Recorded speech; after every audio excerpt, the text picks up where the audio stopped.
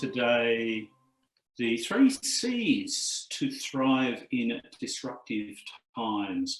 My name's Graham, Magical Learning. Welcome along. Great to see so many of you on the webinar, particularly on a Friday afternoon when generally most of us are looking forward to the weekend. For those joining us through the stream on Facebook Live, again, welcome along. Hopefully video and audio and everything is coming through okay. I would invite you to sit back, relax, put your feet up, except you can't do that because there's lots of things that we need to go through this afternoon. We have quizzes. We would have had a guest appearance from somebody really famous if I had thought to actually pick up the phone and call someone. So we don't have that, you just have me instead. But what the hell have we found? We have prizes. We actually do have prizes on this afternoon session, and that is generally just to sort of keep you in the loop throughout. If this is your first time on the Zoom platform, welcome along.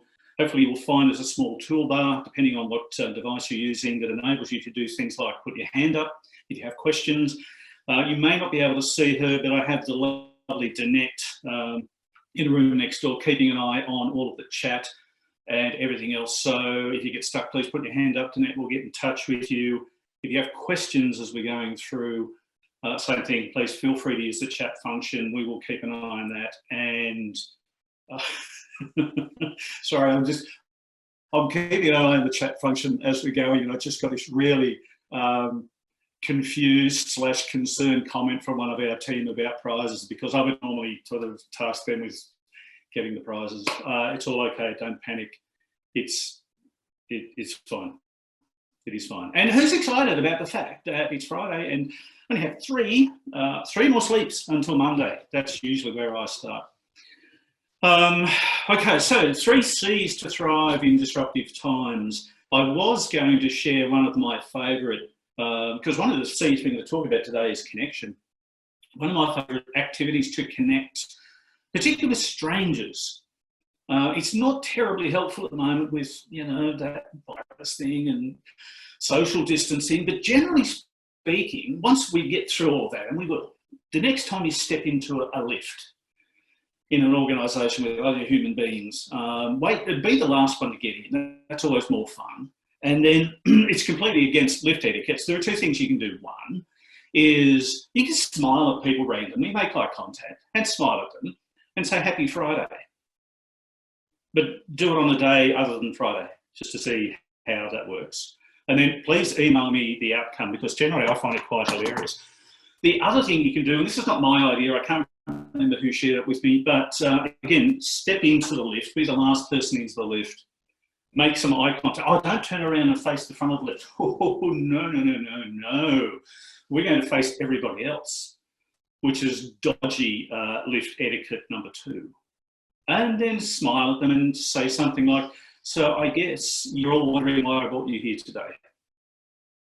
Then turn around and face the lift doors. See how you get that one. Again, feel free to email me. Hopefully it won't go badly. Thanks, Nick. Hey, look, it's Friday. I'm a dad. I have dad jokes. I'm also a granddad, so I guess I have granddad jokes and they're less funny, but that's what we've got. Okay, so for today, let me just crank this thing back up so it is working. Today we're going to talk about the 3 C's, calm. Particularly not just the idea of the concept or the state of being calm, but I want to bring some funky science into this and just explore a little bit about why being calm is so important to every single one of us on the planet. Not always easy to do, definitely not easy to do, but so important. So I'm going to talk about calm. We also want to talk about staying connected with others. And for some of us, this is much harder to do at the moment because of the social distancing, working from home. Not impossible, by the way. It's just a little bit more of a challenge than perhaps it once was. So staying calm, staying connected. And the third is one of my favourite things, and that is being curious. particularly instead of being furious. So that's what we're going to go through today. As I said, it will be fun for at least one of us. I will try and make it interesting. Love your engagement, questions, everything as we're going through. Oh, and if you've got any awesome dad jokes, please feel free to share those. But before we actually dive into anything else, I have a question for you, and I'll explain maybe some of the background behind the question. What is the single greatest opportunity for you in your life right now? And again, please feel free to use the chat box. I'd love to hear from you.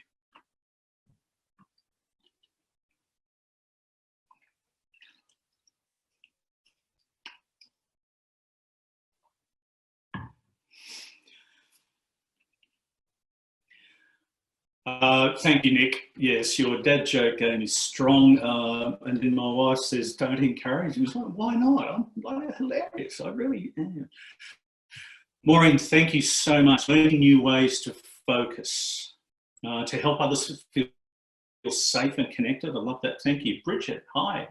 Develop my ICT skills. I'll put you in touch with Danette. She's our resident ICT guru. Thank you for that. Tanya, learning technology and ways of working. Awesome. That's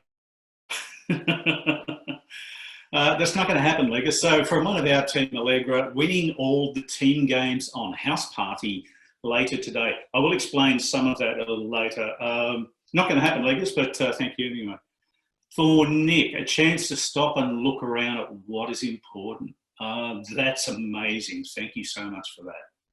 The word opportunity for me, massively important at the moment because most of what we're getting in mainstream media is disaster and death and infection and catastrophe and all of that. So there's a lot of negative energy out there at the moment, which ironically is also possibly the best opportunity that we have for shifting into a different space and looking for opportunities. So yeah, everything's changed, except that it actually hasn't. A lot of things have changed, but other things are still sort of the same. Danette and I were chatting yesterday. Danette is, so for those that don't know Danette, because she's not on the call, my wife, partner in crime, laugher occasionally at my jokes, amazing human being. Danette's running a webinar with one of our friends, I guess, in a couple of weeks' time, and they're talking about embracing the new normal. Because one of the challenges for all of us at the moment is because things continue to shift and they just move so fast, so quickly. We don't know what normal is like anymore. And it's easy for our brain to get into that habit of thinking, I'm going to be so calm when things go back to normal. But they never will. They can't. It's not possible. And this is one of the fun things that we get to play around with in terms of being aware of what's going on in our brain. We want to go, our brain wants us to go, wants things to go back to the way it was because it makes us feel more comfortable and I can relax a little bit. It's easier for me to be calm if things are the way they were, but they'll never be the way they were. So one of the fun things for us now, and this is the opportunity question, is how do I start to feel okay and a little calm around the fact that everything's different and will continue to be, and that's sort of okay. I'm not sure what the new normal is yet. I don't think we've got there. But anyway, we'll come back to the opportunity a little later. So let's talk about calm. There is a reason I use this. So this picture, it's not the best picture in the world. I think it was a dodgy camera that I took it on. This is a little Pine Lodge resort thing on the French River in Canada. From memory, it's about 4.25 hours drive, almost due north of Toronto. Short story, Danette and I are in Ottawa and we'd gone to Canada to attend a conference, but we had, I think, about a week of downtime beforehand because the year had been really busy. So we thought, well, let's find a space to be calm, just chill. So we're in Ottawa, catching up with a friend, and Danette got on the Internet of Things and found this Pine Lodge, and it looked fantastic. There's forest and a river, and you could go kayaking, and you could have peace and quiet. You had your own little cabin. It was fantastic. And I said, yeah, okay, that looks good. Let's do that. Where is it? She said, oh, I don't know, it's in Canada, somewhere over there. Canada's not very big. So anyway, we jumped in the car and 7.5 hours later, we got to this place. But yeah, one of the fun things about that along the way was we got to see a baby black bear just come out of the forest, and then it saw us and turned around and ran back in again. But that was pretty awesome. I didn't see Mum. We're in the car, so that was sort of okay. I like this photo because this was a wonderful opportunity, beautiful opportunity for us to sort of stop and you know, the cliche, smell the roses, just chillax for a while and breathe and think about some of the things that really matter. So there's a lot of noise going on for all of us at the moment. What are some of the things that we can do to get into this space of calm, whatever that looks like for you? It may not be that pitch. You might look at it and think, well, that doesn't mean anything to me. What does? So where is your little space where you can go and just perhaps close your eyes? Obviously, don't do that while you're operating heavy machinery. And just breathe. And just let all of, particularly the negative energy that's all around us, just let all of that through. But I want to talk about why this is so important. And there's a note to self, just fix your slides, Graham, before you start. Good thing it's Friday and I'm adaptable. I was going to end on this question, but let's start on it. Who do you want to show up as? It's something for us to think about every day when I get out of bed. How do I want to show up today? Who do I want to be? Which version of, you know, this energy in a physical suit do I want to be when I get up and get out of bed? Because that's a choice. It can be a conscious choice for a lot of us, because we're on the treadmill and everything's happening. We're so busy and everything else, we don't make a conscious choice. We just hit autopilot. But there is a choice there that we can make. So I want to talk quickly about emotional contagion. Now, if Danette were doing this, she'd talk about the fangs in your head. Emotional contagion, the concept is based on a different type of neuron that neuroscientists found in the human brain years ago, called the mirror neuron. And they found that when this mirror neuron fired, it only did it generally when we were in the presence of other human beings, either literally physically present or, you know, sharing a video call, for argument's sake. But one of the things that the neurons led us to do was to mirror or mimic the behaviour of other people. And one of the phrases that came out of this research around mirror neurons, the mirror neurons are up here, is emotional contagion. We pick up on the energy state and the emotional state of people around us. So being calm, and I'll explain why, I'll hopefully wrap all of this back up in just a second. We pick up on other people's emotions. So one of the things that causes us to do again is to mirror those emotions. Because if somebody is upset or angry or stressed, if I mirror that, this is my brain working. If I mirror that, they will feel somehow connected with me because I'm mirroring their behaviour. So my brain thinks, well, I'm part of that tribe. I belong. And belonging for human beings is massively important. So we often mirror and pick up on the emotional state of others. Kids are spectacularly good at doing this, and it's completely subconscious. But they are awesome because they have no filters, like particularly young children. And I'm guessing for many of you, parents of young kids, if you have your children at home now more than they were before, this becomes more important because they do pick up on your energy and emotional state. They're not necessarily aware that that's what's happening, but that's what they do. They're spectacular at it. So the more I can take care of myself and be calm, the more I can influence those around me to also be in this state. Mirroring emotions, we do that a lot. The mirror neurons, by the way, in the human brain, are also apparently the cause behind shared yawning. So if you are with another human being and they yawn, a lot of the time we will just automatically go into a yawn. It's like, well, before that, I didn't even feel tired at all, but I saw that person yawn and my brain said, oh, tired. Emotional contagion happens, according to recent studies, it's happening as quickly online today as it does in person. So the fact that we could be physically separated by 100 kilometres, 1,000, 10,000 kilometres doesn't matter. If I'm having a video call with somebody, I can pick up on their emotional state just as quickly via video. Again, in the context of you working from home, if you're a leader, manager, you have a team, you're working with a team, or even if you're just a colleague and you work in a team. If you're sharing video calls more at the moment because that's how we're staying connected. This is really important.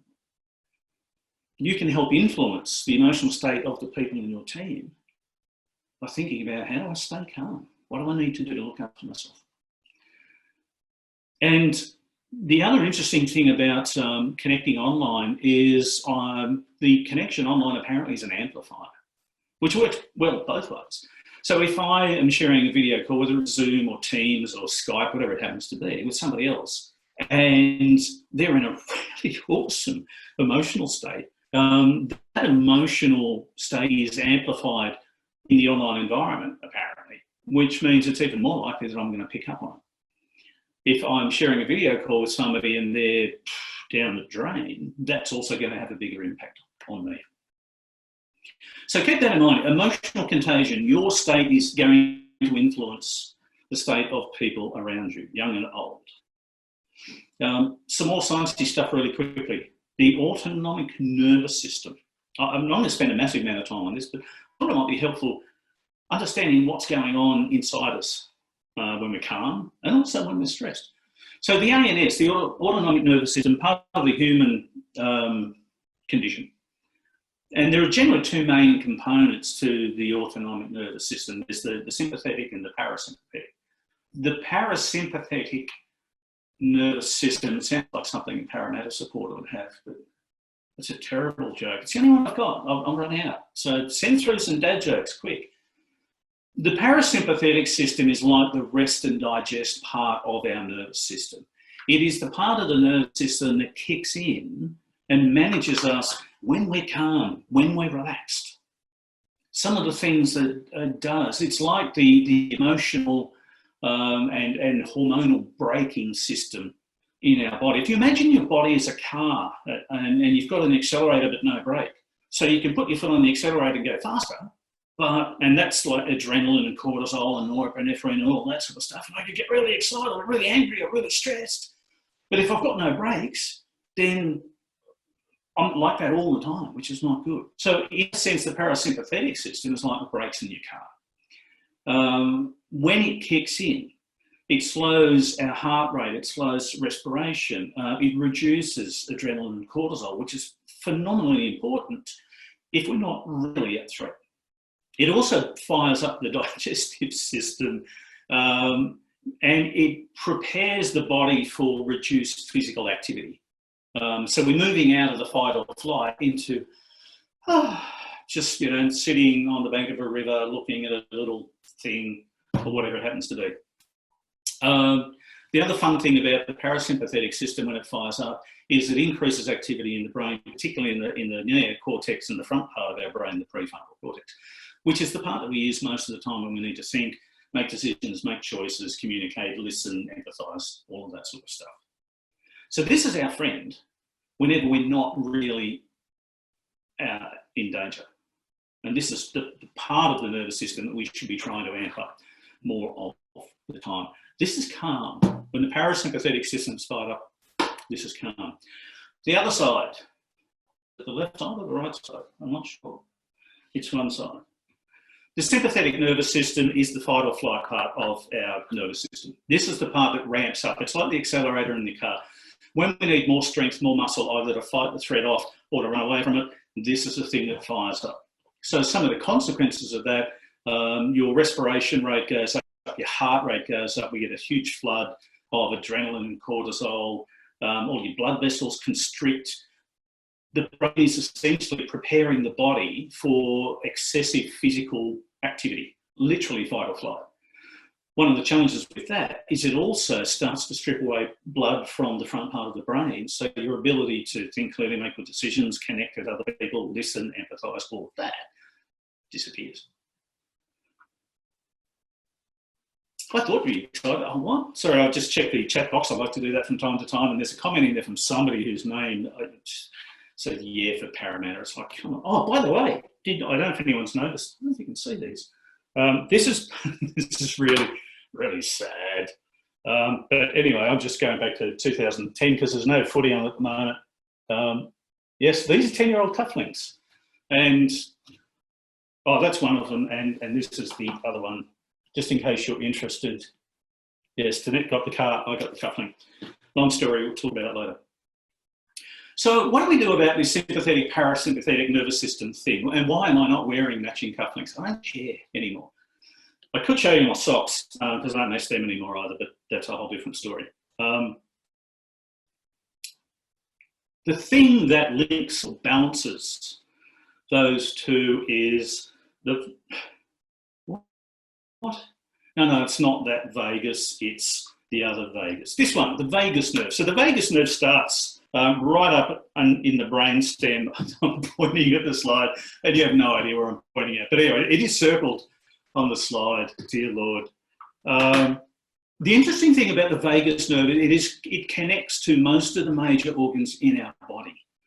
And it is the balancer between the fight or flight and the completely chilled space. But one of the great things about the vagus nerve when we activate it is it improves overall brain health and it also improves our physical health.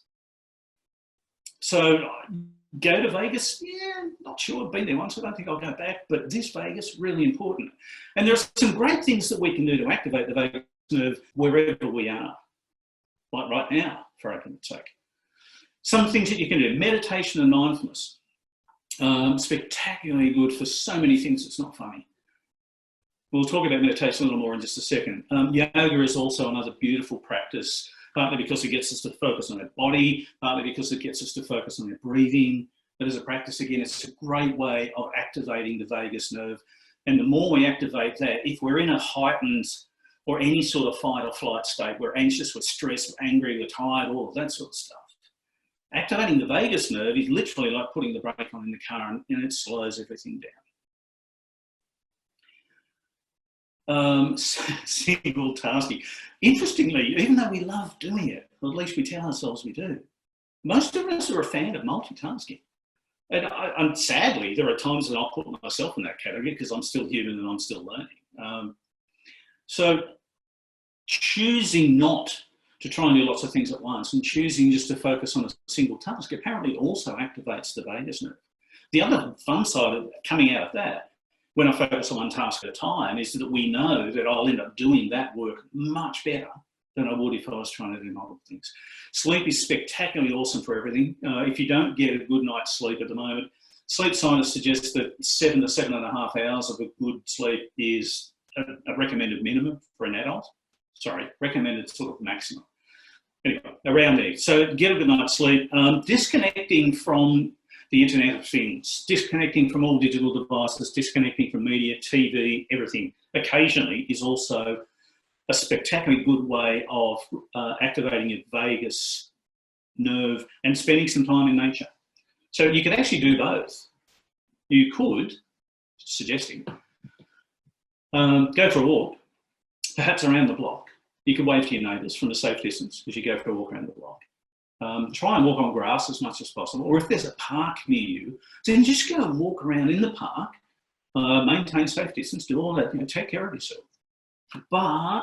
And don't take your phone. Give it a go. Just do it for like 30 minutes. Give it a go. It works. It's fantastic. One of the things I'm always immensely grateful for about living out here, where we do, is there's lots of nature. The nearest building to us the nearest house is about 2 kilometres away. So we've got plenty of nature to get outside in, and it's phenomenal. So all of these things can help activate your vagus nerve, and activating that is one of the things that will fundamentally help you to stay calmer more of the time. And if you're calm more of the time, you are going to influence those around you. Whether it's your family, your loved ones, the people that you're sharing, staying grounded at home with, whether it's other people in your team, when you're on team meetings, it can help. So enough talking from me. I have a question for you. I'd love to hear from you. Again, feel free to use the chat box. What are you doing at the moment in the environment that you're currently in to stay calm? Oh, by the way, I'm sorry, I should have mentioned that. Thank you, Danette. Naps are also excellent for activating the vagus nerve. So it doesn't have to be a full night's sleep. You can have a nap in the afternoon. But what are you doing at the moment to stay calm? And I'm going to attempt to drink from a water bottle without spilling it all over myself like I did last time. It's, thanks, Doug. Nick, lots of exercise. I love that. Thank you. From Tanya. Yoga and a glass of water in that order. I think that's awesome, Tanya. Thank you. Tanya's glass actually had something else in it, maybe wine. For Maureen, meditate, beautiful. Thank you so much, Nick. Eating well, so important. James, hey, good to see you on the call, James. Welcome. Stretching, walking the dog with my partner. I love it. From Nicole, walking without the phone is so much better. It is. I remember reading something recently about a person who was a jogger who ran 5 kilometres every day, and one day, at a suggestion from somebody else, decided to take disconnect from the phone and not actually take the phone and listen to music, and it was a completely different experience. So thanks for that. From Chris, hey Chris, exercise, stretching, baths. Jeanette. Jeanette is a big fan of baths. We have is this oversharing? Just wondering. I'll probably get a message if it is. No, it's not. We've got a bathtub in the pack outside. So we can have like moonlight baths under the stars, preferably actually with no moon, because the night skies are spectacular. And the only people or creatures we're going to terrorise generally are the cows or sheep, and most of them have sort of know by now that if I'm filling the bathtub, I should run to the other end of the pack. So, Kathleen, thank you. It is romantic very much. There was another point that I wanted to make there, but it escaped me. So we will move on.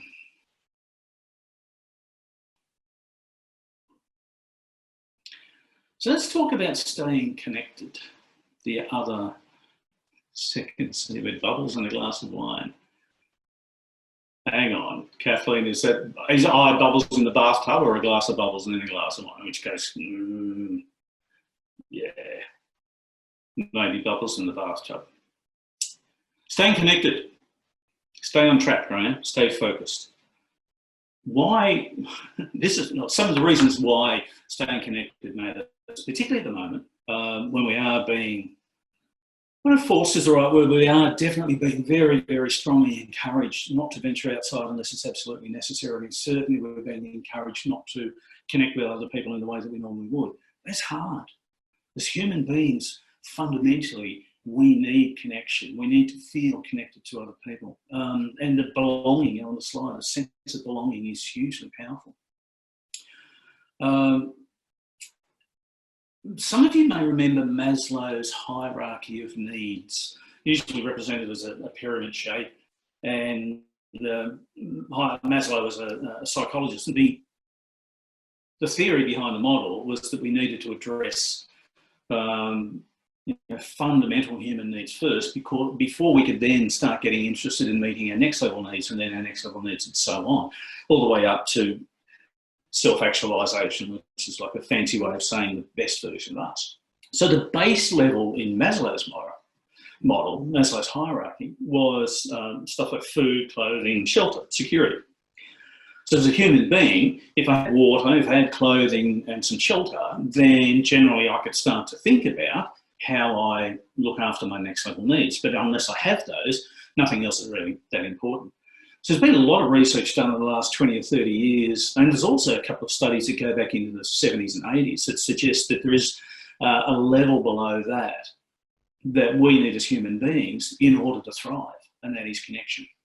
So as a human being, I can survive. If I have food, water and shelter, clothing probably, I can survive, but I don't thrive.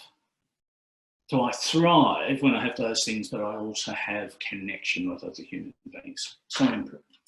Staying connected, feeling connected with other human beings also helps in terms of our mental and physical health. There's a lot of science and a lot of very clear connection between mental health challenges, depression, etc., and people who feel isolated. The American Psychological Association 2017, I think the keynote speech at their annual conference was talking about the fact that in the US they were experiencing a loneliness epidemic But the people who are reporting as being extremely lonely worked in organisations of thousands of people and lived in a house with other people or lived in a neighbourhood with neighbours and everything else. Interesting. Connection helps create greater compassion and empathy for others. When we feel connected to other people, it's easier for us to genuinely empathise. It's also easier for us to be compassionate. And to be honest, we could have made this a 4 C's presentation instead of just 3 and talking about the compassion thing. Because I think that's one of the other things that tends to go out the door when we start feeling scared. Being connected with others also helps build greater self-awareness, self-regulation. So from an emotional management perspective, it's easier for us to feel calm and safe. It also reduces some of the threats around things like autonomy and relatedness. So that's, we talked about, there's a model called the SCARF model from the Neuro Leadership Institute, and 2 of the aspects of the SCARF model are autonomy and relatedness. Now, we all know what autonomy is like. If I ask everybody on the call now to raise your hand or send through a hell yes in the chat box. In fact, let's do that. Everybody who loves being micromanaged at work, please hell yes in the chat box now. I'll give you 28.5 seconds.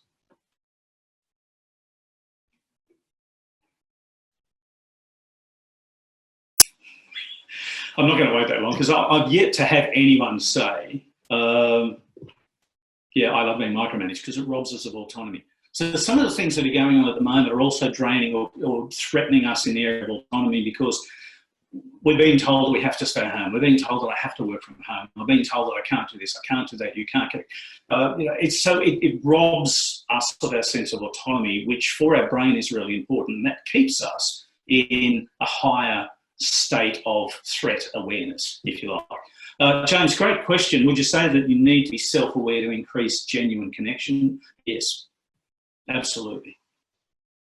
Absolutely. Thank you for the question. So one of the other threats that we can experience at the moment is around relatedness. It's easier for us to relate to people subconsciously if I'm sitting next to them at work. It's harder when they're 20 kilometres away. And I have to make more of an effort because we have to either pick up the phone or I've got to connect and get the kids off Wi-Fi or streaming Netflix or whatever it is, so I've got enough bandwidth to be able to set up a Teams or a Zoom call or whatever it is. There's more effort rather than just literally turning around and chatting to the person next to me for 5 minutes. But it is important. So some of the things that you can do, excuse me for a second. Victory! First time I had a drink out of that water bottle before.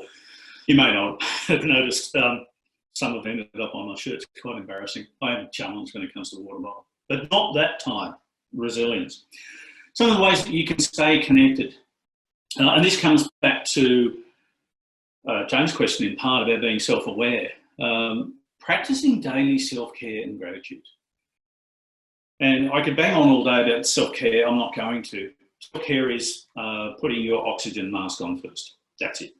First. Not because you're more important than anyone else, because you're as important as everyone else. Hugely, hugely important. Look after yourself first, because you're then in a better state to be able to look after everyone else. Practicing daily self-care can also help you remain a little more calm. The other piece there is gratitude. Gratitude and stress can't coexist in you as physical, emotional states at the same time. I can be one or the other. If I'm grateful, I can't feel stress. It doesn't work that way. We talk a lot in our resilience workshops about, a wonderful practice. First thing in the morning when you wake up before you get out of bed, is just spend a minute feeling gratitude for 3 things in your life. And whether those things are the partner lying next to you in bed, or your kids asleep in one of the other rooms, or an experience you had, or a good friend, or your dream motor car, it doesn't matter what it is. It's just getting into that state of gratitude. They're very important. One of the other things that we should be doing at the moment, particularly given that we're now being requested to work from home, a lot of us are, and you may also have your partner at home, you may have kids at home as well, is actually scheduling time to connect. So literally, if you have a calendar and all of the important things go on your calendar, are you including like meals with family in your calendar? Do you have things like virtual date night with partner in the calendar?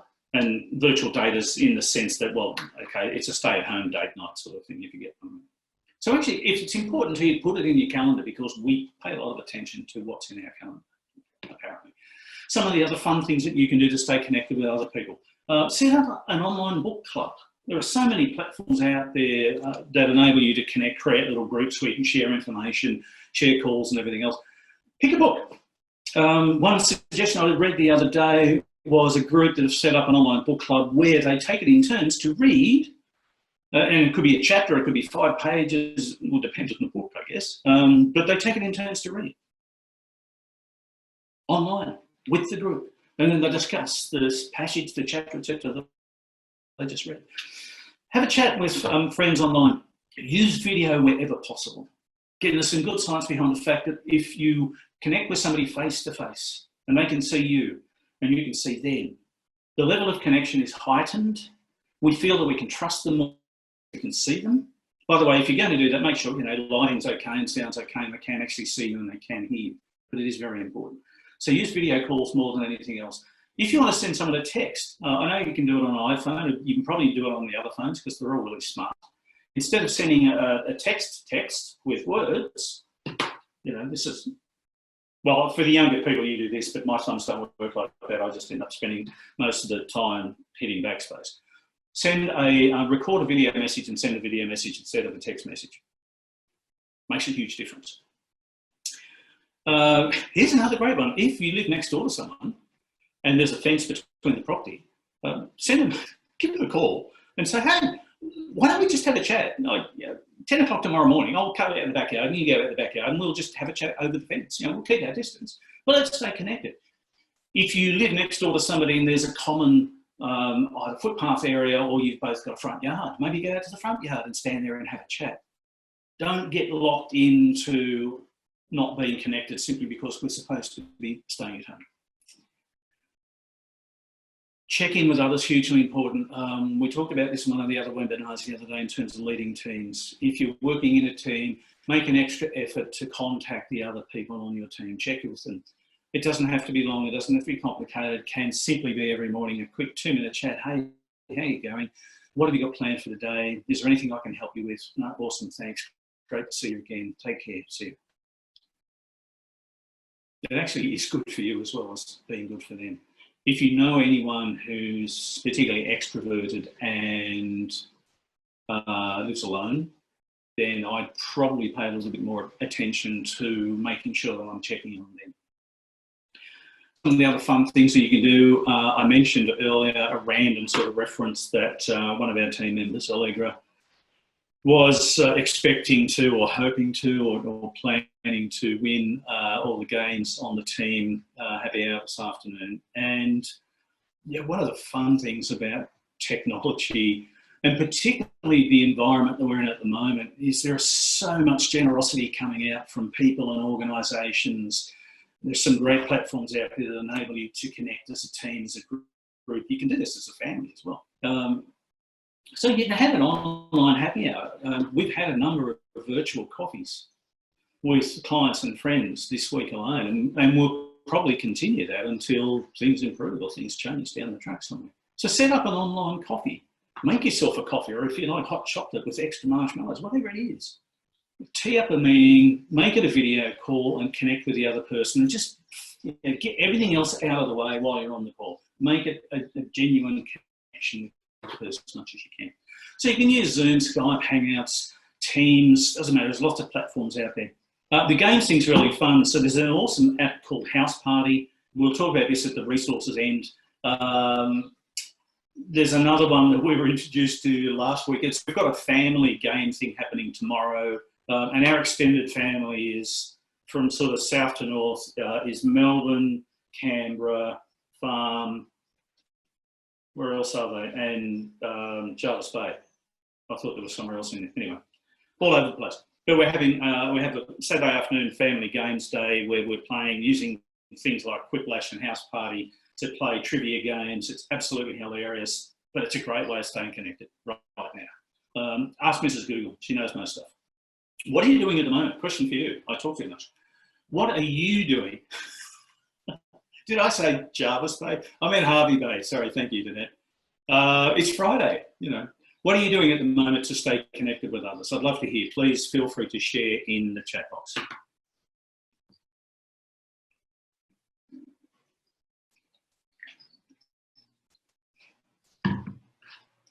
Kathleen, Skype, awesome, thank you.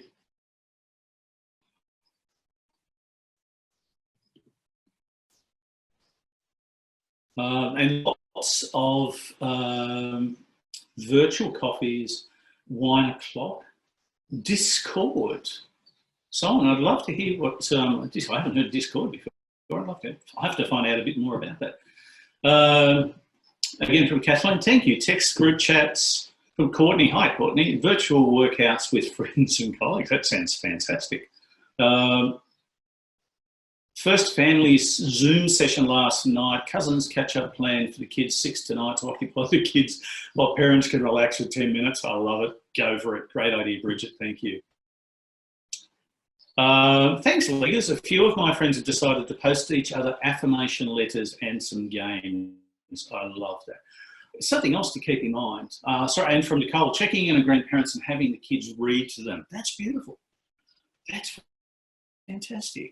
From Nick Group Chat, thank you. Here's a suggestion, because it still works at the moment. Write a letter to someone. It's not immediate. It'll take a little bit longer to get there, but it will get there because the post is still working. And I don't know about you, but when I receive a handwritten letter, note, card from anyone, I feel awesome.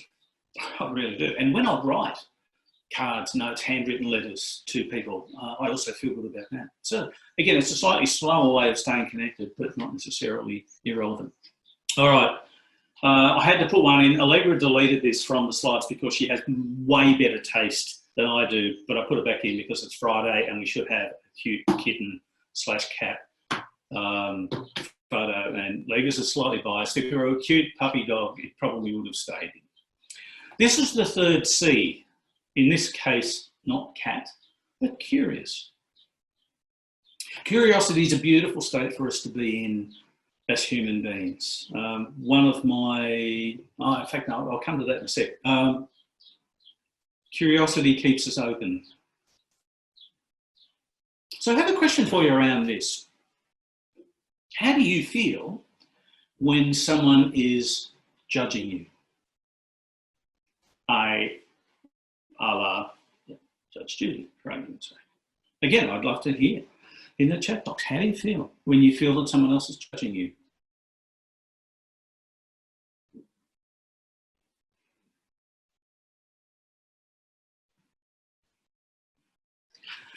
Kathleen, less than, yeah, not great. Aggressive, wow. Judged, well, it's a fair comment. Restricted, upset, uncomfortable. I'm yet to get anxious. Thanks, Chris. There aren't too many positive words that we can use when we feel that someone's judging us. And the judgment thing often comes from a position of ego because the person who's doing the judging has a fear attached to that. James, victimised. Thank you. Maureen, so my son just thought I was watching Judge Judy. Sorry, Maureen, let's move on. So judgment, not a good place to be in. And it's an excellent, wow, Allegra, you're on fire today. Did you feel judged, Maureen, just out of curiosity? Some of the things that happen to us when we sit in judgment of someone else. And there's a lot of energy out there in the mainstream media space that actually encourage us to judge other people, good or bad. One of the things that can often happen is it triggers a confirmation bias in us. Now, as human beings, we have a lot of biases, apparently. Most of them are subconscious. Sometimes we become aware of them. Sometimes we are aware of them. Sometimes we're blissfully, maybe blissful is not the right word, completely unaware. The confirmation bias is a term coined by psychologists back in the 60s or 70s. And they use it to describe the brain's tendency to, if I hold an opinion or a position or a belief about someone or something, like that person just cut me off, they're an absolute drop kick, I don't know what their problem is. My brain will look for evidence to back up my belief that that person's a drop kick, and it will ignore all of the other evidence available. When we judge somebody else, it's like putting blinkers on our brain, and it makes it a lot harder for us to see other possibilities. Judgment is not curiosity. Curiosity is even better. Somebody cuts me off in traffic. I wonder why. I hope everything's okay for that person. They look like they're in a hurry. I hope they get there safely. Curiosity. Sitting in judgment also narrows our mental focus and awareness. We become a lot less aware of ourselves. Self-awareness goes out the door. It increases our adrenaline and cortisol. It's a little bit like a stress response. So it triggers a form of fight or flight response in us just because we have a judgment about someone else. One of the other consequences of judgment is it massively lowers our empathy or our ability to genuinely empathise with someone else. Because we've got this story up in our head about the fact that they are X, and our brain just ignores all of the evidence to suggest that they're not X. And any empathy we have with them goes through that filtered lens of, oh yeah, but you're X. Doesn't matter that much. And the other thing that sitting in judgment of other people does, and this is important, is that it damages the connection with them, or it restricts or constricts, or even breaks connection that we have with somebody else. So curiosity is a beautiful way of stepping out of or stepping away from judgment. It's a pretty picture, I like that. I don't know where it is. I'd like to say that's a tree in our backyard, and it's not. But it's a great little phrase. I wonder why. Yes, Nick, like micromanagers, thank you. I wonder why. And you pull up with the traffic lights from the car. A story from years ago. And somebody pulls up next to you in the outside lane, and you take off. And they floor it. And then 50 metres down the road, they cut in front of you. And then another 20 metres past that, they slam the brakes on to turn left around the corner, which means that you have to brake heavily. And of course, you go straight into judgment. They're a drop kick and a moron and all that sort of stuff. I wonder why. What if they just got a call from the neighbour saying there's smoke billowing out of your house? I banged on the front door. I'm pretty sure your wife's still home. The car's in the driveway, but I can't get in the house. She's not responding. I've called the fire brigade, but you might want to get home. Maybe the driver got a call from school saying that your child was playing in a tree and fell out of the tree, hit their head on the pavement. We haven't been able to wake them up, but an ambulance has been called. There can be a million reasons why somebody acts the way they do. Being curious, I wonder why, is a much better way of going about it. Okay, it's prize time. Oh, all right, fine.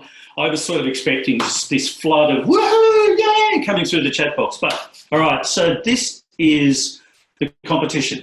I have a prize for the first person to shoot in the to type in the text box, chat box thing, the name of this gentleman.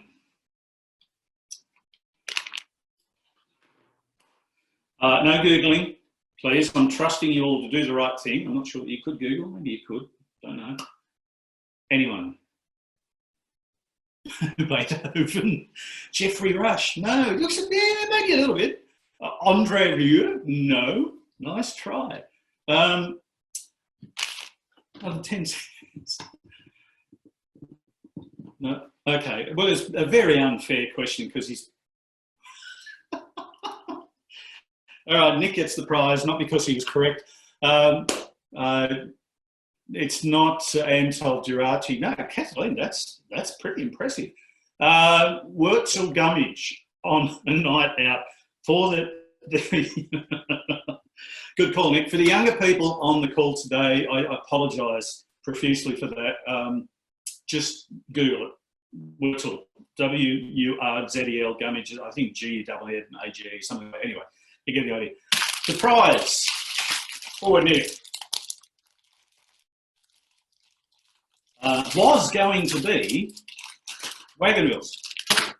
Unfortunately, they're here and you're not. And I can't come visit you because it's not an essential thing. So what we're going to do is, and also because it wasn't quite right, it's not words of image. So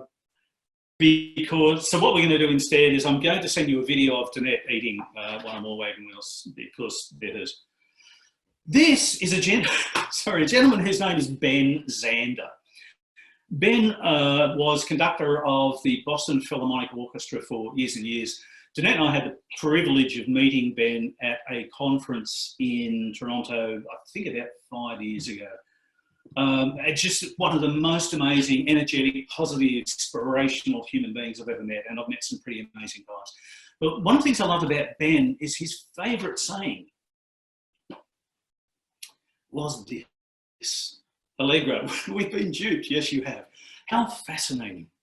And Ben shared some stories. If you imagine being the conductor of a huge philharmonic orchestra, and it's internationally world acclaimed, massive pressure every night when he steps up to the, what is the thing that the conductor stands at?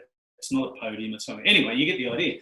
So every now and then things go wrong. You know, the lead violinist falls over and breaks their leg the morning of, or cuts their hand open at lunchtime, and all of this sort of stuff.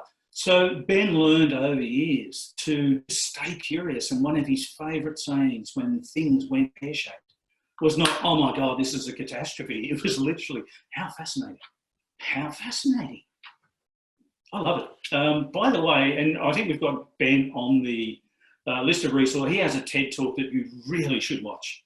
In fact, that should be your Friday night homework. And I expect to get an email from you tomorrow letting you know what you think of Ben Zander's TED talk. He's an amazing guy. How fascinating. All right. I'm going to skip through this stuff. And no, not that one. This one. I am conscious of time. We've got a little bit more time, and I want to talk about resources and that in a second.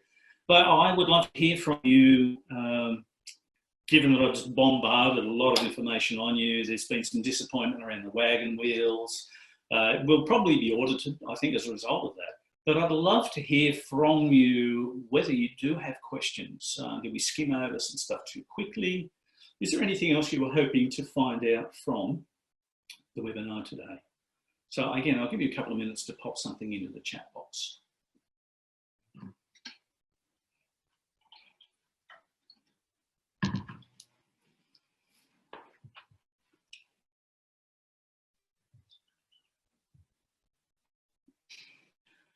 Oh, Nick, I love you.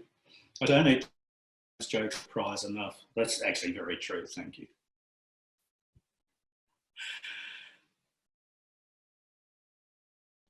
Okay, no questions. Again, feel free to send through. How can I inspire others? From Bridget. Thank you, Bridget. How can I inspire others to be more curious about their colleagues? Be the change you want to see in other people is the best place to start. And you're already modelling that, and we're talking about people that you work with and you want them to be more curious about their colleagues. Again, model the behaviour, be the change you want to see, and then if you can create safe opportunities to perhaps have a conversation with them about what if we were more curious when we're dealing with this person, or I wonder what else might be possible. If you have a colleague who's sharing their opinion about somebody who's, I wish they'd just go away, they're just a pain in the backside, I don't know what their problem is. So maybe you could start with the curious question. Yeah, I can tell you a strong opinion about this, but I wonder what else might be happening for them. And again, it's not necessarily going to help them instantly change and be more curious, but sometimes we have to lead them. And usually the best way to lead somebody to thinking differently about another person or a situation is just to ask better questions. So don't give people feedback if you can ask them questions instead and get them to arrive at the insight that you wanted them to get to. I hope that helps. If not, happy to send through some more suggestions afterwards so we can connect via email if that would help.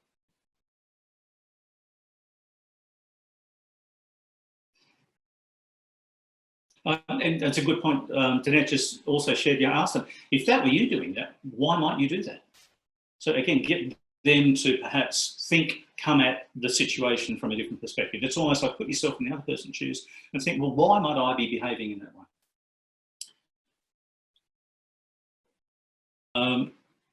One of the other things that could help is... Chris, really? Okay. I'm going to share that. I'll come back to the model in just a sec. Richard, don't go away. But this is too unimportant to not share. What did the dog say when it was hot? This is a dad joke, clearly. I'm a hot dog. All right, Bridget, there's another model. Again, happy to send some information through to you about how we perceive reality and the fact that every human being's perception of reality is different to everybody else's, because we filter, we get like 2 million bits of information come through all of our senses every second. 2 million bits of information. But our conscious brain can't handle all of that, so it tends to filter a lot of it out. It deletes it, it distorts it, or it ignores it. And so what gets through is literally based on my filters, and my filters are based on my beliefs, my experiences, my upbringing, my values. So I can receive the same information as somebody else, but I will interpret it or see it differently because I have different filters. So sometimes it also helps to understand that another person's perception of a third party or their perception of a situation at work can be completely different to mine. It's not necessarily bad, it's just recognising that their filters, their reality filters, are very different to mine. Hope that was helpful. Kathleen, shocking jokes. Oh, come on. That was Chris's best one. Yeah, I don't know. Anyway, 2 tomatoes in the fridge one day. One tomato turned into the other tomato. It's cold in here. The other one, talking tomato. Blame that one on my daughter. That's not mine. Okay, resources. There's an awesome website called, oops, everybody just left. Like 38 people just got off the call all at once. I don't understand. Calm has a website. They also have an app. They've got a great YouTube channel. There's just some beautiful videos and background sounds. I would encourage you, and this would be a fantastic thing to try or to share with your children and your family as well. Happy movie, should watch it. There are some free meditation resources online. You can meditate for just 5 minutes a day. It can make a difference. It doesn't have to be 30 minutes. It doesn't have to be an hour. Even 5 minutes a day, just stick with it, because it may not work for the first couple of days. It might not work for the first week. But I can guarantee that if you do it consistently, regularly, it will work and it will help. Watch the Ben Zander TED Talk. Social is a book written by Matt Lieberman, who does a lot of work with the Neuro Leadership Institute. He's a psychologist. His wife, whose name escapes me, is a neuroscientist, and she co-authored a lot of the book. It's worth a read. Okay, just a couple of quick things to wrap up, because I'm conscious of time. We have some additional webinars coming up next week. Some of you may have been on the other sessions that we've run this week so far, and if so, thank you so much. Really grateful for you being here. But if you're interested, and we'll probably reschedule some of the ones that we ran this week in coming weeks as well. I do have one favour to ask, and that is if there's any other topic that we haven't even gone near yet that you're interested in, that you think would be helpful for yourselves, your families, your colleagues, please let us know. We'll do what we can to help in that way. I think that's it. I'm done. I'm spent. Thank you so much for sharing your Friday afternoon with us, for tolerating some atrocious humour, even accepting the fact that I was completely, well, not completely, maybe misled you a little bit about the wagon wheels. But anyway, have a great Friday afternoon. Have a fantastic weekend. Please take care of yourselves. It's so important. Look after the people you care about. And if you ever need to chat, if you need a hand, if you'd just like somebody to listen, then please contact us. Seriously, we'll do whatever we can to help. Have a great Friday. That's it from me. See you next time. Bye-bye.